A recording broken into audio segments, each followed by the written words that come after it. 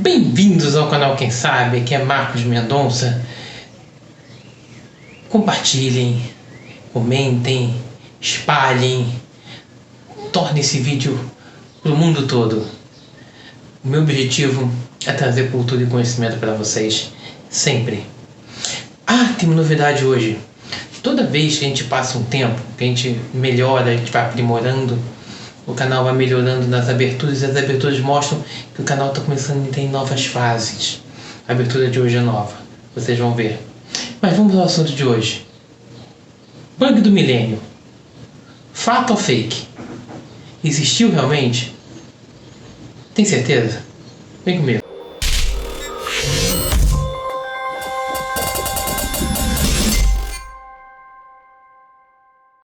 Para entendermos melhor um pouco do bug do milênio, a gente tem que entender um pouco melhor das linguagens de programação e das dificuldades que aconteceram na época.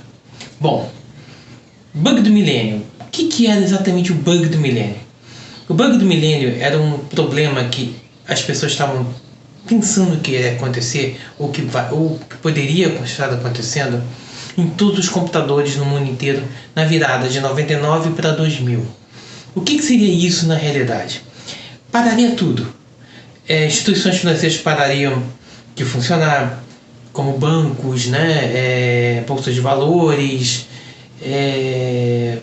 a parte de previdência social pararia de funcionar. Tudo isso aconteceria no bug do milênio, ou seja, seria um caos total para a sociedade. A sociedade talvez teria um problema seríssimo, se isso realmente tivesse acontecido. Mas passou 99 para 2000 e, se a gente notar, nada aconteceu. O que realmente aconteceu? O bug do milênio, ele foi realmente fake ou realmente ele foi um fato? Eu posso dizer uma coisa para você, foi fato. E eu vou dizer para você por que não aconteceu nada. Ou o que aconteceu foi muito minimizado. Mas para isso vamos voltar um pouco mais atrás ainda nas linguagens de programação e na informática em si. Quando os computadores começaram, uma das coisas mais caras dentro da história da programação, dentro da história da computação, dentro da história da informática, chamava-se memória.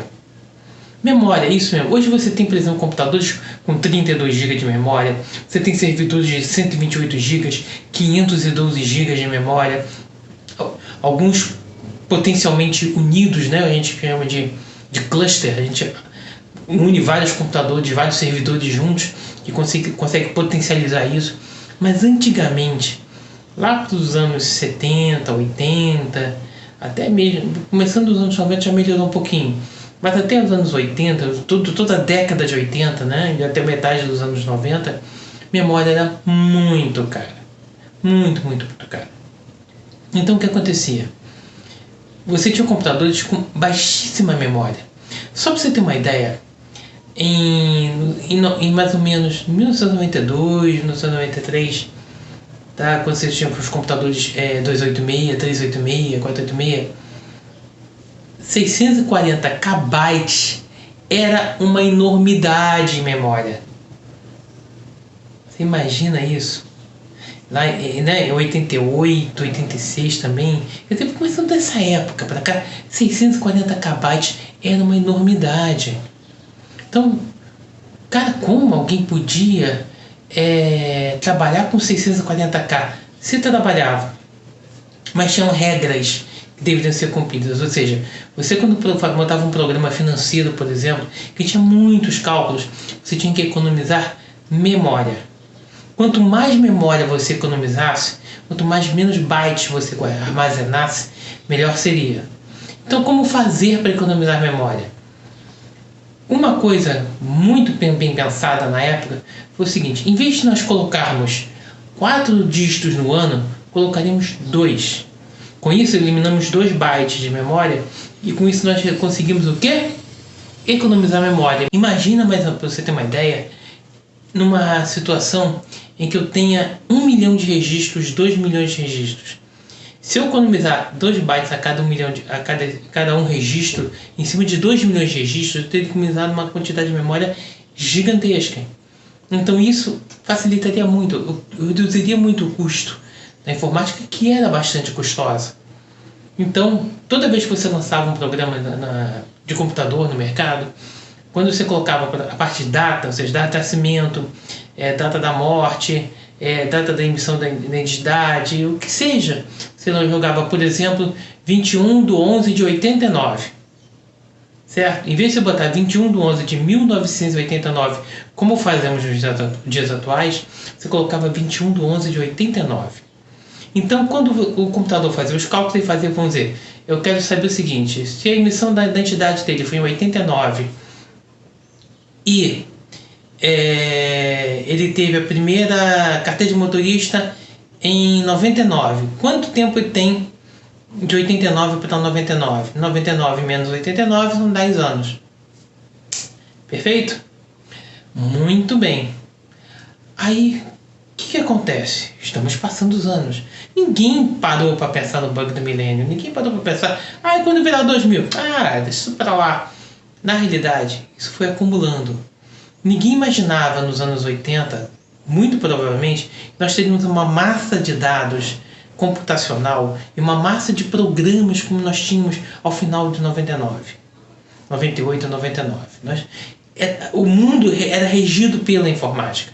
A informática estava tomando conta do mundo literalmente. E agora? O que nós vamos fazer? Nós temos milhares de linhas de código, milhões de linhas de código, todas com 2 dígitos de data. Marcos, mas o que isso aí interfere? São 99, vai para 2000?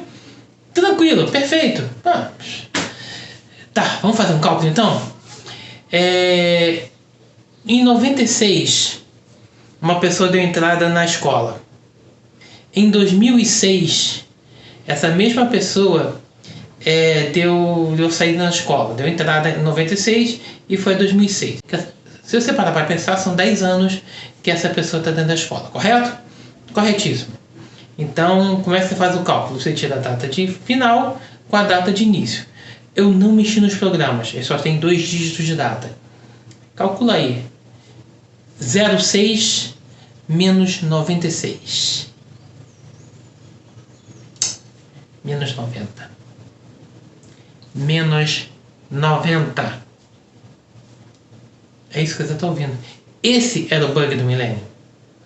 Quando foram feitos cálculos, como fossem feitos cálculos, você teria 2 dígitos do ano com menos 2 dígitos do ano, só que o ano aqui virou muito inferior ao que terminou. Ou seja, 90 é muito maior do que 0,6. Ou 96 no nosso caso, no nosso exemplo. 96 é muito maior do que 0,6. Então, quando você faz 0,6 menos 96, você tem, na realidade, menos 90. E não 10. Agora, quando você faz 2006 menos 1996, você tem 10. Entenderam o problema do bug do milênio? Esse foi o bug do milênio. Então, ele não foi fake. Ele foi fato. Então, Marcos, perfeito. E por que não aconteceu? Por que não aconteceu? Porque dos anos 96, mais ou menos, por aí, eu não vou precisar bem a data para vocês, houve uma maciça procura por programadores. Pessoal que chegou lá e consertou as linhas de código. Fizeram pequenas gambiarras, algumas que sejam, mas consertaram as linhas de código. Então, os programas novos que foram surgindo já foram com 4 dígitos de ano. Então, na verdade, quando os programas viraram de um ano para outro, eles já viraram com 4 dígitos. Por isso que não aconteceu nada. Para você ter uma ideia, existia uma linguagem de programação, chamava-se COBOL. Existe até hoje, chama-se COBOL. Era a linguagem financeira mais usada, porque era simples de programar, entre aspas. Era uma linguagem totalmente identada, que a gente chama de identada, não, vou dizer melhor para você. Era uma linguagem que acompanhava um procedimento. Eu quero fazer uma coisa que qualquer um possa entender. Acompanhava uma certa lógica, né? Você tinha partes daquela linguagem que, quando o cara pegasse um programa para ler, ele entenderia tudo que está ali dentro, tá? O COBOL era usado por praticamente todas as instituições financeiras, com 2 dígitos. Houve uma maciça procura por programadores de COBOL. E era uma linguagem que já estava sendo... Quer dizer, você tinha programadores antigos que ainda estavam vigentes, mas era uma linguagem que já estava meio que ainda sendo abandonada para o lado. Hoje em dia, por exemplo, tem poucos programadores COBOL. Tá? E tem programas COBOL rodando. São pessoas regiamente pagas. Regiamente muito bem pagas. Para ser melhor dizendo. Então o que aconteceu? Esses programadores entraram no circuito e consertaram os programas. Por isso que quando você viu o bug do milênio, ele não aconteceu. Então, o bug do milênio foi fato. Ele não foi fake. Ele aconteceu realmente.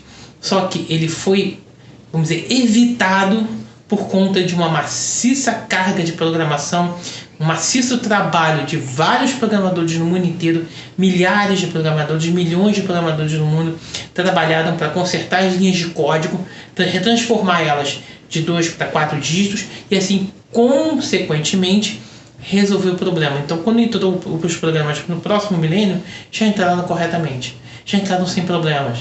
Então, não parou nada. E o que ficou pendente foi facilmente consertado. Ficou muito pouca coisa pendente.